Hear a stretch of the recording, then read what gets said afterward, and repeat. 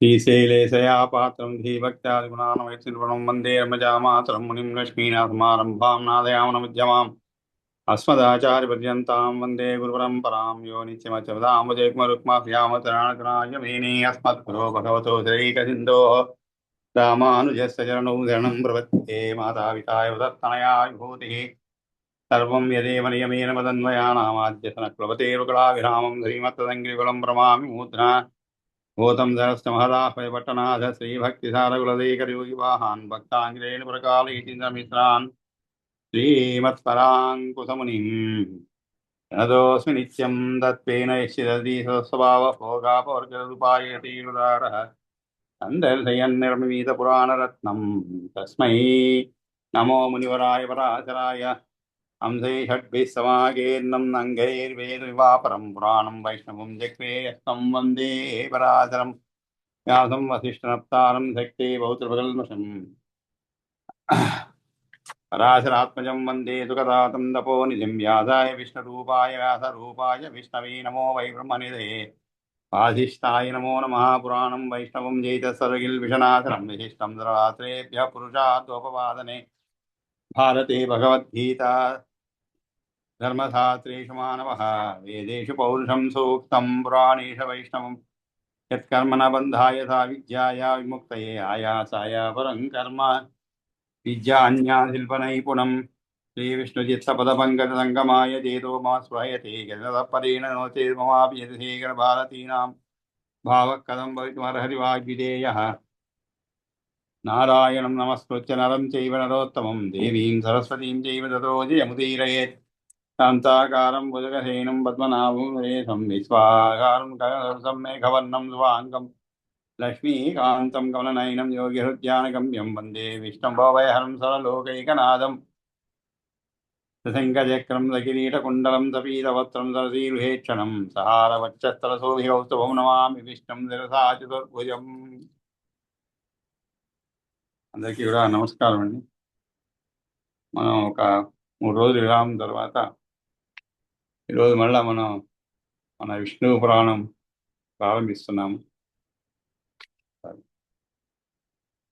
మనం నిన్నటి వరకు ద్వితీయ అధ్యాయం విష్ణు పురాణంలో చతుర్థాంశం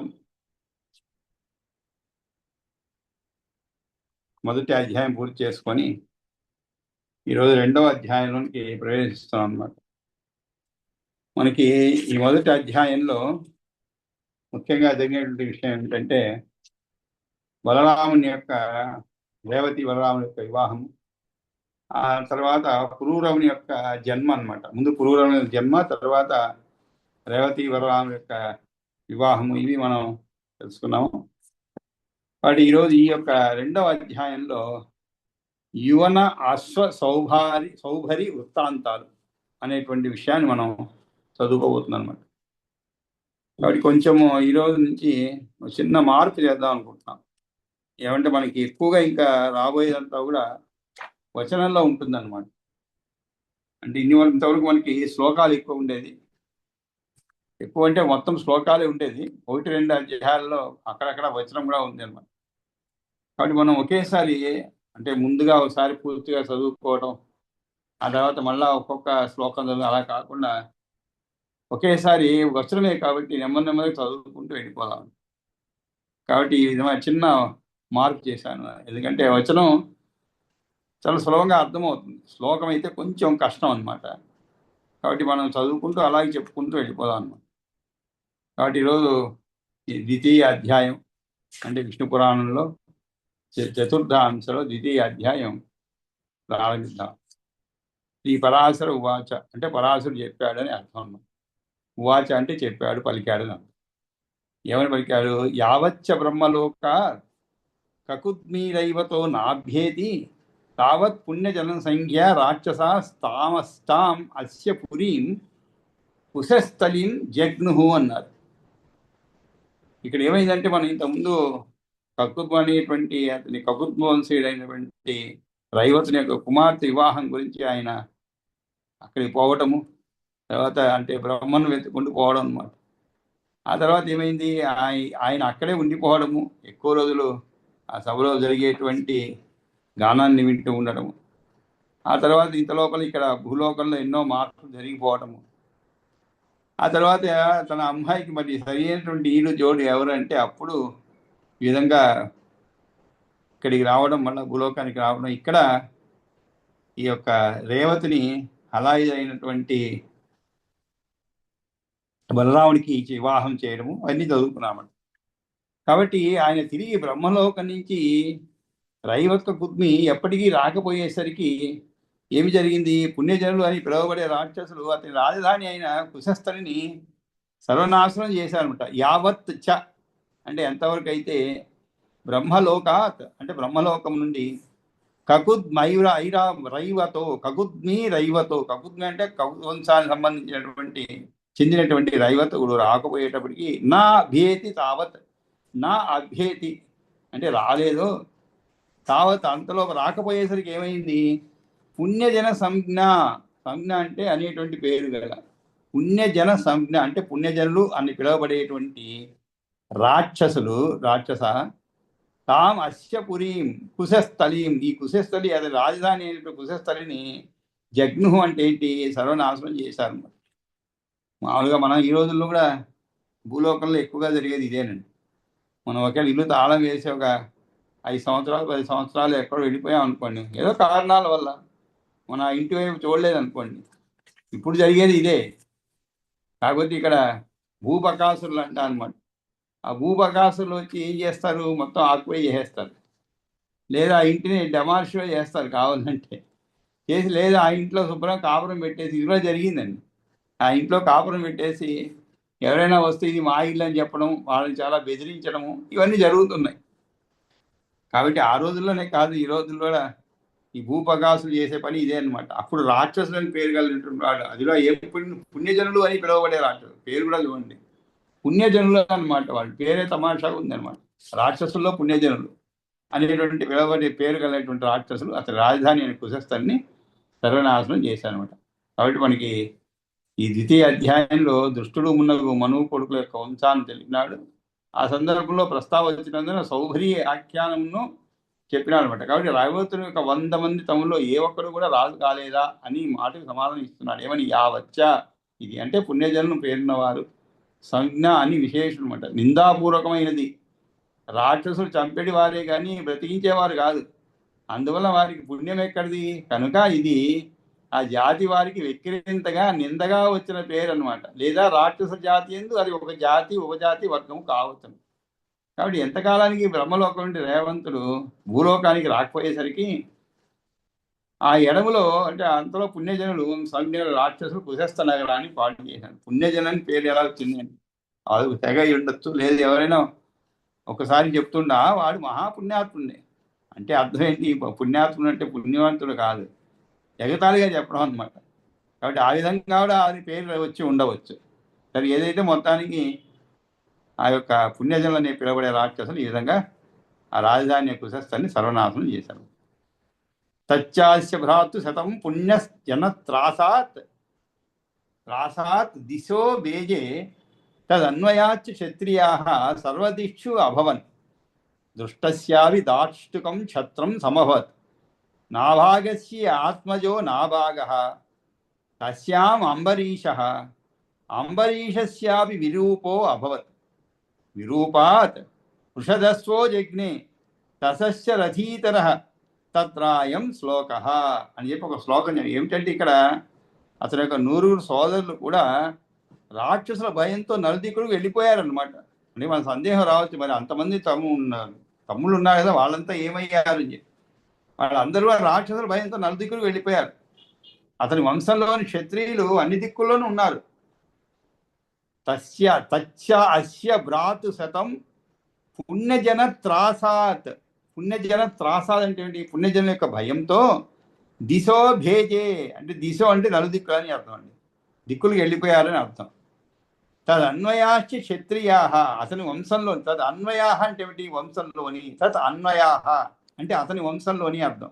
అనుసరించి ఉండేటువంటి ఆ వంశంలోని వారు క్షత్రియులందరూ కూడా సర్వదిక్షు అభవన్. సర్వదిక్షు అంటే ఏమిటి? అన్ని దిక్కుల్లో కూడా అభవన్ ఉన్నారనమాట. ఇంకా మనువు మూడో కుమారుడైనటి దాష్టుకం క్షత్రం సమభవత్. ఆ దృష్టిని కులంలో పుట్టినవాడు దాష్టుక క్షత్రియులు అయ్యారనమాట. నాభాగస్య ఆత్మజో నాభాగ. మనువు ఏడో కుమారుడైనటువంటి నాభాగునకు అంటే నభారునకు నాభాగుడనే కుమారుడు జన్మించాడు. నాభాగస్య ఆత్మజో నాభాగ. తస్య అంబరీష. ఆ తర్వాత అంబరీషుడు. అక్కడి నుంచి అంబరీషస్యాపి విరూపో అభవత్. అంబరీషు నుంచి విరూపుడు. విరూపాత్ పృషదస్వో జజ్ఞే. అక్కడి నుంచి పృషదస్సుడు జజ్ఞే అంటే పుట్టారు. తతశ్చ రథీతర.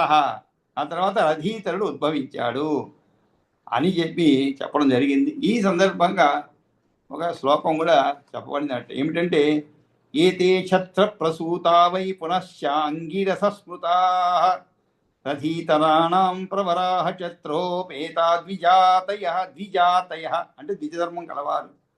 వీరు క్షత్రియ వంశంలో జన్మించినా కూడా ఏతే ఛత్ర ప్రసూతా వై. వై అంటే ఏమిటి? అయినా కూడా అని అర్థం. క్షత్ర ప్రసూతా వై అంటే ఏమిటి? క్షత్రియ వంశంలో జన్మించినా కూడా పునశ్చ అంగిరస స్మృతా, తర్వాత అంగిరసుగా కీర్తించబడ్డారన్నమాట. రథీతర వంశంలోని శ్రేష్ఠులు అందరూ కూడా రథీతరాణం ప్రవరాహ అంటే శ్రేష్ఠులు. ప్రవరాహ అందరూ కూడా క్షత్రోపేత ద్విజాతయ అంటే క్షత్ర తేజస్తో కూడా ద్విజధర్మం గలవారు.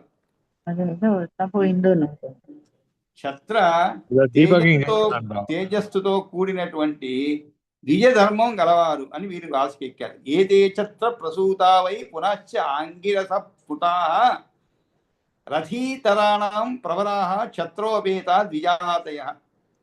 ఈ ప్రత్యేకంగా క్షత్ర తేజస్తో కూడా ద్విజధర్మం గలవారని చెప్తున్నారు. అంటే ద్విజుడు అంటే వాడికి కొన్ని ధర్మాలు ఉంటాయి. ధర్మాలు అంటే వారి లక్షణాలు కొన్ని ఉంటాయి కదా. ఉదాహరణ మనం బ్రాహ్మణులు ఉన్నాం. మనం ఎప్పుడు కూడా సాత్విక స్వభావం గలవారే. మనకి ఎప్పుడు కూడా క్షత్రియ స్వభావం కాదు మనది. అటువంటి తేజస్సు ఉండదు మనలో.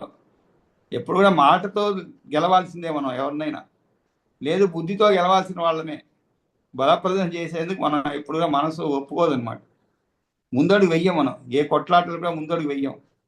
ఎంతసేపు మంచి మాటతో మంచితనంతోనే గెలవాలని చూస్తాం అన్నమాట. కానీ క్షత్రియులు అలా కాదు. అవసరమైతే క్షత్రియ ధర్మం ప్రదర్శిస్తారు.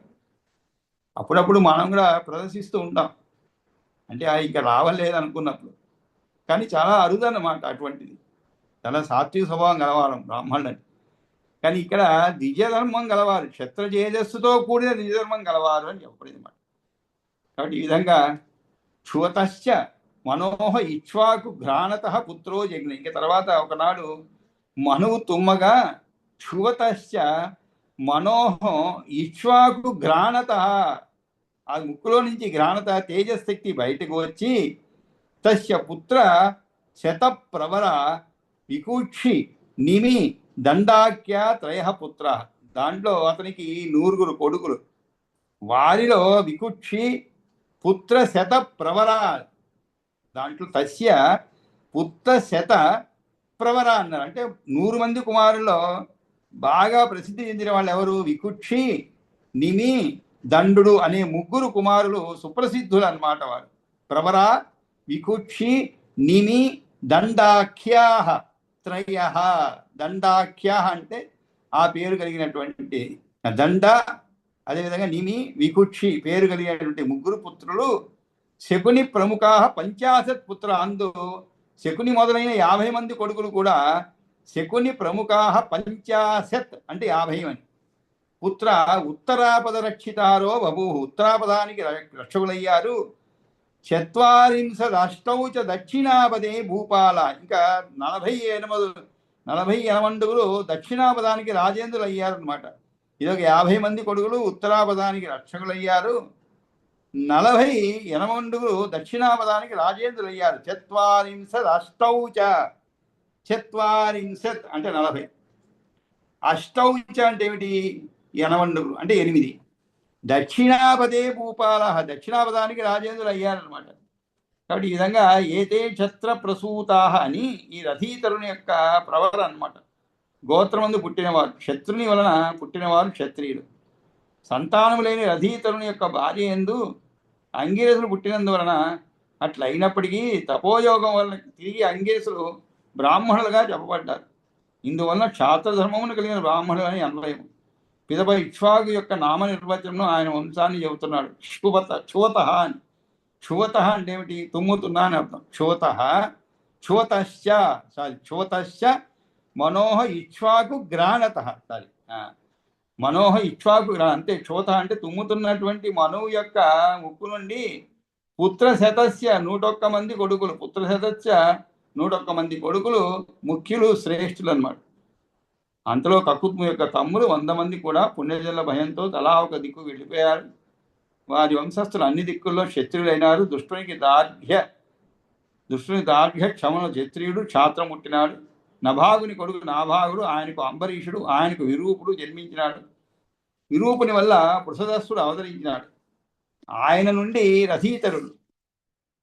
ఇతని విషయంలో ఒక శ్లోకం ఉన్నది. ఏమిటది?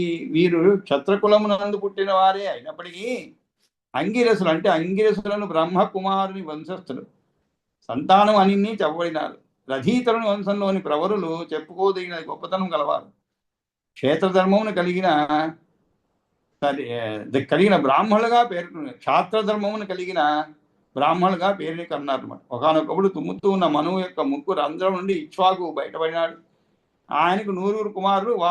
వారిలో విష్కుక్షి, నిమి, దండ్రుడు అని 3 మేటి అయిన వారుగా పేర్కొనబడినారు. కాగా వారిలో 50 మంది ఉత్తర భారతదేశం ఏలినారు. 48 మంది మాత్రము దక్షిణావధం నందు రాజులుగా ప్రజా పరిపాలన చేసినారు.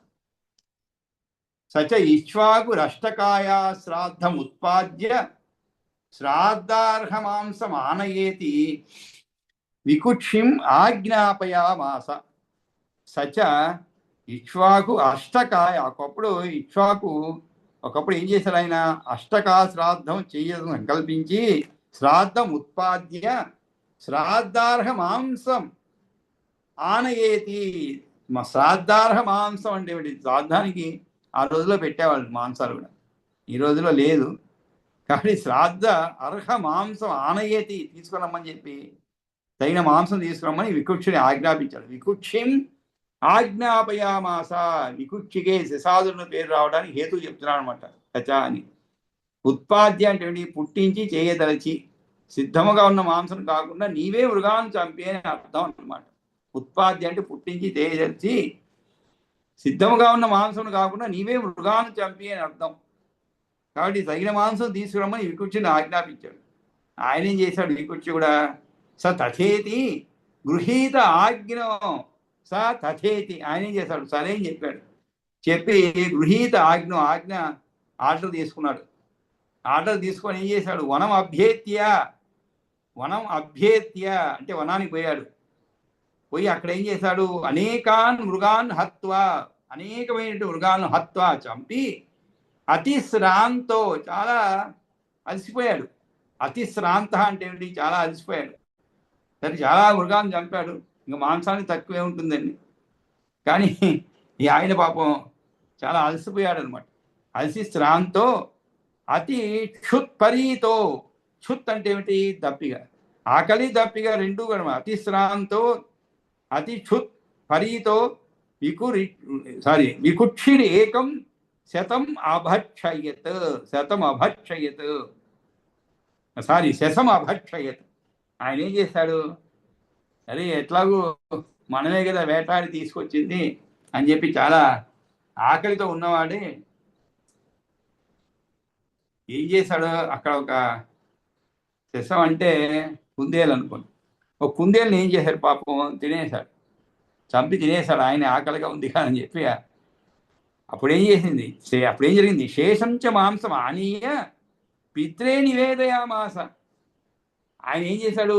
ఆ మిగిలినటువంటి మాంసాన్ని తెచ్చి పిత్రే అంటే తండ్రికి అప్పగించినాడు అనమాట. మాంసం ఆనీయ పిత్రే నివేదయామాస.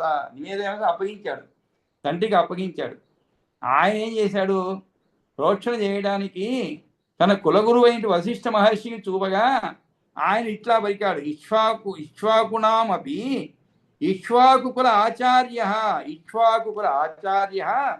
తత్ప్రోక్షణాయ వశిష్ఠ ప్రచోదిత ప్రాహ. వశిష్ఠ ప్రచోదిత అంటే ఈ విధంగా దాన్ని సంప్రోక్షణ చేసి పవిత్రం చేయమని చెప్పి. మనం కూడా ఏదైనా ఒక వస్తువును అంటే దైవానికి ముందు పెట్టేదానికి సంప్రోక్షణ చేస్తాం, అంటే దాన్ని శుభ్రం చేసి పవిత్రం చేయడం అనమాట.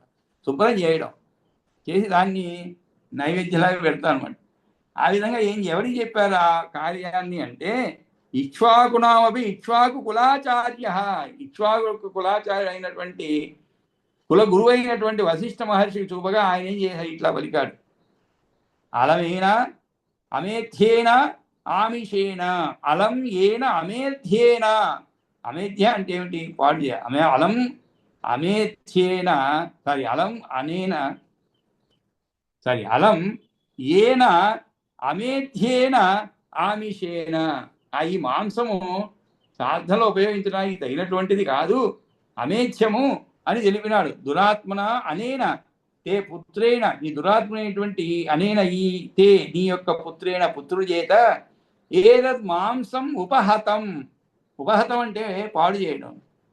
కాబట్టి ఏతద్ మాంసం ఉపహతం అంటే పాడు చేశాడు. దీన్ని పాడు చేయటం అంటే ఏమిటి, యతో అనేన శశకో భక్షిత, యతో అనేన శశకో భక్షిత, ఎందుకని ఈ విధంగా దీన్ని తను తిన్నాడు అనమాట. కాబట్టి ఇది అపవిత్రం అయిపోయింది. దురాత్మైన నీ కొడుకు ఈ మాంసాన్ని అపవిత్రం చేశాడు. ఇది అతడు తినగా మిగిలినది, ఎంగిలి అయినది. ఈ మాంసము దోషభూయిష్టము, శ్రాద్ధ అనర్హము. తతశ్చాసౌ వికుక్షి గురుణైవ ముక్త శశాద సంజ్ఞాం అవాప. కాబట్టి శశాద, కాబట్టి ఇందులోంచి ఏం చేశాడు, కుందేలుని తిన్నాడు అని ఈ విధముగా వశిష్ఠుని చేత కుందేలును అంటే శశమును, అధహ అంటే ఏమిటి, తిరిగినవాడు కనుక ఆయన పేరు శశాదుడు శశాదుడు అనేందువలన శశాదుడు పేరును వికుక్షి పొందినాడు అనమాట. కాబట్టి వికుక్షి శశాదుడు అనే పేరు పొందాడు. ఎందుకంటే శశ అంటే కుందేలు అనమాట, దా అంటే తినలేటువంటి వాడు, అధహ అంటే తిన్నవాడు. కాబట్టి ఈ కుందేలు తిన్నవాడు, శశమును తిన్నవాడు, కాబట్టి ఇతనికి శశాదుడు అనేటువంటి పేరు కుకుక్షికి పెట్టేశారు అనమాట. కాబట్టి ఆ విధంగా అతనికి ఆ పేరు వచ్చినది. అంతేకాదు, ఆ పెద్ద తప్పు చేసినందువలన తండ్రి అతన్ని వెలివేసినాడు అనమాట.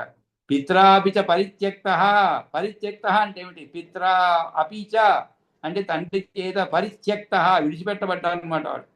పితృ యుపరతేచ అఖిలాం ఏతాం పృథ్వీం ధర్మతస్థిత. తర్వాత ఏం చేశాడు, తండ్రి కూడా శ్రాద్ధం అపవిత్రమైనందువల్ల కొడుకును విడిచిపెట్టాడు అనమాట. ఆ తర్వాత ఇక్ష్వాకు చనిపోయిన తర్వాత శశాదుడు అంటే వశిష్ఠుని ఆజ్ఞచే ఈ సమస్త భూమండలాన్ని కూడా ధర్మయుక్తంగా పరిపాలించాడు. పితృ యుపరతే చ అఖిలాం ఏతాం పృథ్వీం ధర్మత శశాస, శశాదస్య పురంజయో నామ పుత్రో అభవత్. అంతేకాదు, ఆ శశాదునికి పురంజయుడు అనేటువంటి పుత్రుడు కలిగాడనమాట. ఈ వికుక్షే సమస్త భూమండలాన్ని న్యాయంగా ఏలినాడనమాట. శశాదుని కొడుకు పురంజయుడు. కాబట్టి ఆ విధంగా వికుక్షికి ఆ పేరు వచ్చింది, శశాదు అనేటువంటి పేరు. చూడండి, తండ్రి కూడా వెలివేశాడనమాట. అంటే ధర్మానికి విరుద్ధంగా చేశాడు కాబట్టి అతని వెలివేశాడనమాట. అంటే తండ్రి కూడా వదులుకునేశాడు కుమారుని. అంటే ధర్మ రక్షణలో అటువంటి వారు చూడండి ఎంత నిక్కచ్చిగా ఉంటారో చూడండి, ధర్మాన్ని రక్షించడంలో. అతను ఎవరైనా కానివ్వండి, కుమారుడైనా ఎవరైనా సరే ధర్మానికి వ్యతిరేకంగా ఆ విధంగా తీసుకురమ్మన్న దాన్ని మనం ఎవరన్నా దేవుడికి తీసుకురమ్మని చెప్పి మనకి చెప్పినప్పుడు ఏదైనా చేసినట్టు నైవేద్యంలో మనం చేయి పెడతామండి. దాంట్లో దేవుడికి చెయ్యబోయేటువంటి నైవేద్యాన్ని కోసం ఎక్కడో తయారు చేసి పెట్టారు, దాన్ని తీసుకురమ్మంటే మనం ఏం చేయాలి, నేరుగా తీసుకొచ్చి దేవుడికి పెట్టాలి అంతే. తర్వాత అన్నీ అయిన తర్వాత మనం స్వీకరించాలి. అలా కాకుండా ముందుగానే మనం రుచి చూస్తామా, చెయ్యము కదా. కానీ ఇక్కడ అలా అపచారం జరిగిందనమాట, ధర్మ విరుద్ధంగా చేశాడు. అందుకని అతన్ని కూడా తన కుమారుని కూడా చూడకుండా పిత్రార్జిత పరిత్యక్త. మరి ఈ రోజుల్లో ఎవరు వదులుకోవట్లేదు పిల్లల్ని. చూస్తున్నారు ఎంత దుష్టకర్మలు చేసినా కూడా, ఎంత పనికిమాలు ఆడినా కూడా తండ్రి తల్లి తాపత్రయపడుతూ ఉంటారు, ఎలాగైనా తల్లి రక్షించాలని. ఎటువంటి సందర్భాల్లో అయినా కూడా తెలుసో తెలియకో చేసిన తప్పులు కూడా రక్షించాలని చూస్తారు, కానీ తాముగా ఎవరు కూడా అందించరు. ఒకవేళ న్యాయబద్ధంగా అన్యాయం ఏదో జరిగిందనుకోండి కుమారుడి చేత, న్యాయం సమక్షంలో శిక్షించబడాలి వాడు. కానీ దాన్ని తప్పించాలని చెప్పి ఎన్నో ప్రయత్నాలు చేస్తూ ఉంటారు. అవన్నీ ఈ రోజులో జరిగే పనులే అనమాట. చివరికి ఏమవుతుంది, అతను కాకుండా అతనితో పాటు తండ్రి కూడా జైలు పాలవ్వాలి. ముఖ్యంగా ఈ మధ్యకాలంలో చదివే ఉంటారు పేపర్లో కూడా. ఎటువంటి సంఘటన పేరు చెప్పుకోకూడదు కానీ, అంటే పుత్రవాత్సల్యం చూడండి ఎంత వినాశానికి దారి తీస్తుందో చివరికి. అదే మర్యాదగా సరే తప్పు జరిగిపోయింది, చిన్నవాడు అలా జరగటం మామూలే, చిన్నవాడు కాబట్టి పెద్ద మనసు వదిలిపెట్టి అలా ఏదో చెయ్యాలి. కానీ పూర్తిగా ఏదో అమాయకులను తీసుకొచ్చి వాడి స్థానంలో ఇంకోటి నిలబెట్టి ఏదో చేసేటప్పుడు చివరికి అది బెడిసి కొట్టి అసలుకే మోసం వచ్చి ఆ శాపం కాస్త ఎవరికి తగిలింది? తండ్రికి తగిలింది అనమాట. కాబట్టి ఈ విధంగా కాకుండా శశాదస్య పురంజీవో నామ పుత్రోవ, తర్వాత ఆ శశాదునికి పురంజయుడు అనేటువంటి పుత్రుడు కలిగాడు అనమాట. ఆ తర్వాత ఏం జరిగింది? ఇదంచ అన్యత్ పురాహి త్రేతాయాం దేవాసురయుద్ధమతీవ భీషణం ఆసీత్. ఇదంచ అన్యత్. సరే ఇక్కడ మరో వృత్తాంతం ఉంది. సరే ఇంతవరకు అది చెప్పబడింది. ఇది కాకుండా ఇంకొక వృత్తాంతం ఉంది, దాన్ని చెప్తాను విను. ఏమిటది? పురాహి అంటే ఇంతకు ముందు కాలంలో, పురాహి త్రేతాయాం దేవాసుర యుద్ధం అతీవ భీషణం ఆసీత్. దేవాసుర అంటే దేవతలకు రాక్షసులకు మధ్య యుద్ధం అతీవ భీషణం ఆసీత్. మామూలు యుద్ధం కాదు, చాలా భయంకరమైన యుద్ధం జరిగిందన్నమాట. భీషణం ఆసీత్. ఇప్పుడు ఇరాన్ అమెరికా జరిగే యుద్ధం లాగనమాట. నెలల తరబడి జరుగుతుందండి. వీడు బాంబులు వేస్తాడు, వాడు వేస్తాడు, వీడు వేస్తాడు, వాడు క్షిపణి వేస్తాడు, వాడు దాన్ని తగలబెడతాడు. ఇదే జరుగుతుంది. ఎవరు కోపాగ్నిలో ఇంకా చల్లారటం లేదు. మధ్యలో కాస్త చల్లార్చుకున్నట్లు అనిపిస్తుంది కానీ మళ్ళా ప్రారంభిస్తున్నారు. అటువంటి యుద్ధం జరిగిందనమాట. ఎవరికి? దేవ అసుర అంటే అసులకు దేవతలకు అసులకు మిక్కిలి భయంకరమైన యుద్ధం సంభవించింది. అందులో తత్రచ అతి బలివి అసురైరవరాహ పరాజితా. తత్రచ అక్కడ అతి బలిభి అతి అంటే చాలా బలిభి అంటే బలం కలిగినటువంటి అసురై అమరాహ. కాబట్టి రాక్షసుల చేత మహాబలవంతులైన అసురులు అమరులను ఓడించారనమాట. అతి బలిభి అసురై అమరాహ పరాజిత. అమరా అంటే దేవతలు, వాళ్ళు ఓడిపోయారు అనమాట, అమరులను ఓడించారు. అప్పుడు ఏం చేశారు? భగవంతం విష్ణుం ఆరాధయా చక్రు. అప్పుడు ఆ భగవంతుడైన విష్ణువుని ఆరాధించారు. ఏమి జరిగింది అప్పుడు? ప్రసన్నచ్చ దేవానాం. కాబట్టి ఇది మరొక పేరు. పూర్వకాలంలో అనగా పురంజయుడు కాకుస్థ సంజ్ఞను పొందినాడని తెలుపడుకు ఇతిహాసాన్ని చెబుతున్నాడు అనమాట. ఇదంచాని అది మొదలుపెట్టి సంజ్ఞామవాప అనంత వరకు ఇది కూడా ఆయనకున్న మరొక పేరు అని వ్యాఖ్య విశేషం అన్నమాట. కాబట్టి పూర్వకాలంలో అనగా త్రేతాయుగమునందు దేవాసులకు భయంకరమైన యుద్ధం జరిగింది. దానిలో మిక్కిలి బలవంతులైనటువంటి అసురుల చేతిలో అమరులు పాలైనారు. భగవంతుడైన శ్రీ మహావిష్ణువుని ఆరాధించినారు. అప్పుడు ప్రసన్నశ్చ దేవానాం అనాది నిధన సకల జగత్ పరాయణో నారాయణ ప్రాహ. ప్రసన్నశ్చ దేవానాం అనాది నిధన, అనాది నిధనుడు సకల జగత్పరాయణుడు అయినటువంటి నారాయణుడు ప్రసన్నశ్చ అంటే దేవతలపై అనుగ్రహం చూపిన వాడై సకల జగత్పరాయణో నారాయణ. ఆయన అడిగాడు, ప్రాహ అంటే పలికాడు. ఏమని? జ్ఞాతం ఏవం మయా. జ్ఞాతం మీకు ఏం కావాలో నాకు పూర్తిగా తెలుసు. జ్ఞాతం ఏవం మయా యుష్మాభి యద్ అభిలషితం. యుష్మాభి యత్ అభిలషితం అంటే ఏం కావాలో నాకు పూర్తిగా తెలుసు. మీ కోరిక నెరవేరాలంటే ఇది వినండి. తదర్థం ఇదం శ్రూయతాం. ఇది వినండి అంటే ముందుగానే తెలుసుకున్నామట ఈయన. దానికి తెలియదు ఏముంటుందండి. కాకపోతే ఊరికే మనం కూడా ఒకసారి పెద్దల దగ్గర పోయినప్పుడు విషయం తెలుస్తుంది వాళ్ళకి. మనం దేనికి వచ్చాం ఏమంటే ఆ పక్కన ఉండే వాళ్ళు ఎవరు చెప్పుంటారు, ఫలానా వాళ్ళు వస్తున్నారండి, వారికి ఇది కోరిక అని చెప్పేసి ఉంటారు అప్పటికే. కానీ వాళ్ళు మీరు పోగానే విషయం మాకు తెలుసండి అయినా మీరు చెప్పండి అట్లా అడుగుతారు అనమాట. కాబట్టి ఆ విధంగా ఇక్కడ ప్రసన్నచ్చ దేవానాం అనాది నిధన సకల జగత్పరాయణో నారాయణ ప్రాహ. జ్ఞాతం ఏవం మయా యుష్మాభి యద్ అభిలషితం తదర్థం ఇది శ్రూయతాం. తదర్థం అంటే అందుకని, అంటే మీ కోరిక నెరవేరాలంటే ఇది వినండి. కాబట్టి దేవతలందు ప్రసన్నుడైన సకల జగత్పరాయణుడు అనాది నిధనుడైనటువంటి నారాయణుడు ఈ విధంగా అన్నాడు, దేవతలారా మీరు దేన్ని కోరుతున్నారో అది నాకు తెలుసును. మీ కోరిక తీరడానికి నా మాటలు వినండి. ఏమిటది? పురంజయో హి నామ శశాదస్య చ రాజర్షే తనయ క్షత్రియవద్య తచ్చరీరేయం అంశేన స్వయమేవ అవతీర్య తాన్ అశేషాన్ అసురాన్ నిహనిష్యామి తద్భవద్భిః పురంజయో అసురవదార్థం ఉద్యోగ కార్య ఏతత్ శ్రుత్వా ప్రణమ్య భగవంతం విష్ణుం అమరాహ పురంజయ సకాశం ఆజగ్ముహు. ఈయన క్లూ చెప్పాడనమాట. ఏమిటి? అవతీర్య అంటే ప్రవేశించి, కార్య అంటే తప్పక చేయవలసింది, ఉద్యోగం అంటే ఏమిటి? యుద్ధం మొదలు పెట్టడం. ఏ పురంజయుని చేత సహా తదావిధ అటువంటిది కార్య సంపాదించగిన ఆచరింపదగింది. ఏమిటది? పురంజయోహి నామ అంటే క్షత్రియ శ్రేష్ఠుడైనటువంటి రాజర్షియకు శశాదుని తనయుడు పురంజయుడు అనేవాడు ఉన్నాడు. పురంజయోహి నామ ఎవరతను? శశాదశ్చ రాజర్షే. ఆ శశాదుడు తనయుడు పురంజయుడు అనేవాడు ఉన్నాడు. స్తనయ క్షత్రియ వర్య, చాలా క్షత్రియ వర్యుడు, శ్రేష్ఠుడు, క్షత్రియ శ్రేష్ఠుడు అనమాట. తశరీరే అహం అంశేన, అతని యొక్క శరీరంలో నేను స్వయంగా నా అంశతో, తశరీరే అహం అంశేన స్వయమేవ అవతీర్య, స్వయమేవ అవతీర్య, నేను ఆయనలో ప్రవేశించి, నా అంశ ప్రవేశించి, తాను అశేషాన్ అసురాన్ నిహనిష్యామి, నేను స్వయంగా నా అంశతో అవతరించి, ఎవరికి? ఆ తనయుడు పురంజయుడు అనేవాడు. ఎవరి తనయుడు? క్షత్రియ శ్రేష్ఠుడైన రాజర్షి శశాదుని తనయుడు పురంజయుడు అనేవాడు ఉన్నాడు. అతని శరీరంలో నేను స్వయంగా నా అంశతో అవతరించి ఆ సమస్తమైన అసుర బృందాన్ని సంహరిస్తాను. తాను అశేషాన్ అసురా నిహనిష్యామి అంటే సంహరిస్తాను.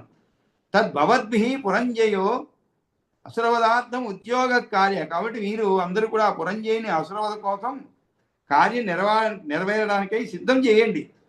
ఏతశ్రుత్వా ప్రణమ్య, ఇది విని అమరులు ఏం చేశారు? విష్ణు భగవానికి నమస్కారం చేసి, భగవంతం విష్ణుం అమరాహ పురంజయ సకాశం ఆజగ్ము, ఆయనకి నమస్కారం చేసి సెలవడిగి సరే పురంజయుని వద్దకు వచ్చారనమాట. ఆ తరువాత పురంజయుడు శశాదుని రాజర్షి యొక్క తనయుడు, అతను క్షత్రియుల్లో పేరునిక ఉన్నవాడు. ఆయన శరీరంలో నేను నాలోని ఒక అంశముతో దూరి ప్రవేశించి ఆ రాక్షసులందరినీ సంహరిస్తాను. అందువల్ల మీరు పురంజయుని రాక్షసుల వధ కొరకు పూనుకునేట్టు చేయండి అని ఈ మాటను విని భగవంతుని మొక్కి దేవతలందరూ కూడా పురంజయుని వద్దకు వచ్చారంట. వచ్చి ఊచిశ్చ ఏనం ఓహో క్షత్రియవర్య అస్మావిరభ్యర్థితేన భవత అస్మాకం అమరావతి వధోద్యత అస్మాక అరాతి వధో ఉద్యతానాం సాహాయ్యం కృతమిచ్చామహ. అప్పుడు ఆయన దగ్గరికి వచ్చి చెప్పారు, ఏమంటే ఊచుహూచ ఏనం, ఆయనతో చెప్పారు. ఏమని ఆయనతో అన్నారు, ఓవో క్షత్రియ శ్రేష్ఠుడా, ఓహో క్షత్రియ వర్య, వర్య అంటే శ్రేష్ఠుడా, క్షత్రియ శ్రేష్ఠుడా, మాచే వేడుకోబడిన వాడవైన నీవు అస్మాభి అభ్యర్థితేన భవత, అభ్యర్థితేన అంటే ఏమిటి? వేడుకొనబడినవాడు.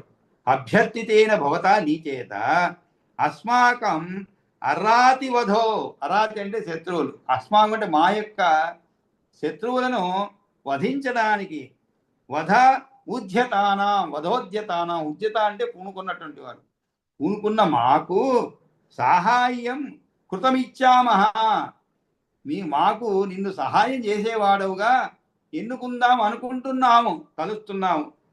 అంటే నువ్వే మాకు దిక్కని చెప్పలేదని, మేము ఎన్నుకుంటున్నాము అని చెప్పారు.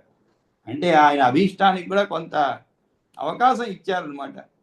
అంటే ఆయన అభీష్టం తెలుసుకోవాలి, ఆయన యుద్ధాన్ని చేస్తాడా లేదా, మరి అసురులపైన యుద్ధం చేయాలి, అది ఆయనకి సమ్మతమో కాదు. అందుకని చెప్పి ఏం చేశారు? ఊచుశ్చయేనం భోభో క్షత్రియవర్య అస్మాభి అభ్యర్థితేన భవత అస్మాకం అరాతి వధో ఉద్యతానాం సాహాయ్యం కృతం ఇచ్చామహ అంటే చేయడానికి, చేయాలని కోరుకుంటున్నాం. ఈ విధంగా క్షత్రియవర్య నీవు మా ప్రార్థనను అంగీకరించి శత్రువును వధించే ప్రయత్నంలో ఉన్న మాకు నీవు సహకారం చేయాలని కోరుకుంటున్నాము అని చెప్పడం జరుగుతుంది. వీడియో ఆఫ్ లో ఉందండి గురుగారు. వీడియో ఆఫ్ లో ఉందా? అయ్యో సారీ, అదే అంటే చెప్దాం అనుకున్నా, మళ్ళీ మీరు ఫ్లో లో చెప్తున్నారు కదా అని ఆపలేదు. మంచి పని చేశారు, అది ఎప్పుడు ఆఫ్ అయినట్టుంది. ఊచశ్చయేనం భోభో క్షత్రియవర్య అస్మాభిరభ్యర్థితేన భవత అస్మాకం అరాతి వధ ఉద్యతానాం అస్మాకం అరాతి ఉదోధ్యతానాం సాహాయ్యం కృతమిచ్చామహ అని చెప్పి వాళ్ళు అడుగుతారన్నమాట. అప్పుడు తద్భవత అస్మాకం అభ్యాగతానాం ప్రణయగం భంగో న కార్య, కాబట్టి నీవు అభ్యాగతమైనటువంటి మాకు ప్రణయ భంగం అంటే ఏమిటి? స్నేహప్రీతి భంగం కలిగించరాదు. స్నేహప్రీతి భంగం కలిగించరాదు అంటే ఏమిటి? నువ్వు తప్పక మాకు సహాయపడాలని అనటం అనమాట. లేదంటే మన స్నేహం చెడుతుందని. ఇది ఎలా ఉందంటే, నాకు 500 అప్పు ఇవ్వయ్యా, లేదంటే మన ఫ్రెండ్షిప్ చెడిపోతుందని ముందే భయపెట్టడం అనమాట. ఆ విధంగా ఉంది. ఆయన ఏం చేస్తాడు పాపం, పోతే పోలే వీడిది ఏముందిలే పెద్ద ఫ్రెండ్ అనుకోండి, పర్వాలేదులే నా దగ్గర లేదులే అనేస్తారు. పోతేలే ఎందుకులే ఫ్రెండ్షిప్ చెడిపోతుందని చెప్పి, సరే ఏదో 500 అడిగితే 250 చేతిలో పెట్టడం, ఇంకో 250 నాకు కావాలి ఇవ్వను. ఇలా మా చిన్నతనంలో ఒకసారి ఒక అతను మా ఇంటికి వస్తే, చిన్న కథ అనమాట. మా నాన్నగారికి దగ్గరికి ఎప్పుడు వచ్చేవాడు. ప్రిన్సిపాల్ గారికి రిక్షా తోలేవాడు అనమాట. వచ్చి అప్పుడప్పుడు 5 రూపాయలు 10 రూపాయలు అడుగుతూనే ఉండేవాడు. కాలేజీలో అడిగేవాడు, ఇంటికి వచ్చేవాడు. ఒకసారి అదే విధంగా ఇంటికి వచ్చాడు మధ్యాహ్నం, నాన్నగారు నిద్రపోతున్నారు. నాకు చాలా అమాయకుడు అనమాట అప్పుడు, అంటే 4వ తరగతి 5వ తరగతి చదువుతున్నాను. వచ్చాడు 5 రూపాయలు 2 రూపాయలు ఏదో అడిగాడు, అంతే, ఎక్కువ అడగలేదు. లేదు నాన్న నిద్రపోతున్నా అంటే, పోనీ ఆయన లేచిన తర్వాత చెప్పులేను ఆయన, నాకు అత్యవసరం 2 రూపాయలు ఇవ్వు అన్న. పోయి జోబులో తీసి 5 రూపాయలు ఇచ్చేసాను.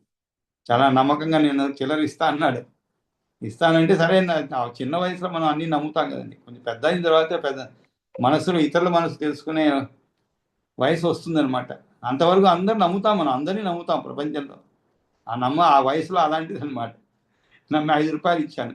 అయితే మళ్ళీ ఇప్పుడు తిరిగి రాలేదు అతను. నాన్నగారు లేచిన తర్వాత ఏదో అన్నారు, సరే అట్లా ఇస్తే ఎట్రా అని అన్నారు. తర్వాత కొన్ని రోజులు అయిన తర్వాత పిలిచారు ప్రత్యేకంగా. నువ్వు ఆ రోజు మంచి పని చేసావురా, వాడికి 5 రూపాయలు ఇచ్చావు, నన్ను చూసి పక్క నుంచి వెళ్ళిపోతున్నాడు, ఈ మధ్య అడగటం లేదు మళ్ళా అన్నాడు. లేదంటే ఇప్పటికి 10 15 ఖర్చు అయిపోయేది నాకు, నువ్వు మంచి పని చేశావు, 5 రూపాయలు ఒకసారి ఇచ్చేసి వాడికి మళ్ళా నాకు మొహం చెల్లందులో చేసేసావు అని చెప్పాడు. ఆ విధంగా ఇక్కడ కూడా వీళ్ళు ఏం చెప్తున్నారు, మన స్నేహానికి నీవు అభ్యాగతులను మాకు స్నేహ ప్రీతిభంగం కలిగించరాదు. కానీ వాడు దరిద్ర 5 రూపాయలతో మొత్తం ఏదో బంగారు బాతును ఒకసారి కోసి తీసుకున్నట్లు 5 రూపాయలు తీసుకున్నాడు అంతే. జీవితంలో మళ్ళా కనబడలేదు, మళ్ళా అడగలేదు, దాంతో సరిపోయింది అనమాట. ఇది ఉక్త పురంజేయ ప్రాహ అని. ఉక్త అంటే ఏమిటి, పలకబడిన వాడై, అంటే ఈ విధంగా వారు ప్రార్థించగా పురంజేయ ప్రాహ, పురంజేయుడు చెప్పాడేమని, సకల త్రైలోక్యనాథోయో అయం యుష్మాకమింద్రశ్చతక్రతు అచ్చయద్యహం స్కందమారూఢో యుష్మధరాతిభి సహ యోచ్చి తదాహం భవతాం సహాయ ఇత్యాకర్ణ్య సమస్త దేవైరింద్రేణ వారమిత్యేవం సమన్వీప్సితం. ఈయన అడగంగానే ఈయన పెద్ద కండిషన్ పెట్టాడండి. చాలా విచిత్రమైన కండిషన్ అది కూడా. అంటే అది ఈయన అనుకొని ఉంటాడు, ఆ కండిషన్కి ఒప్పుకోలేమో అని దేవతలకు పెట్టాడు. ఏమిటో ఆ కండిషన్ అంటే, ఇది ఉక్త పురంజేయ ప్రాహ, పురంజేయుడు పలికాడు ఏమని, సకల త్రైలోక్యనా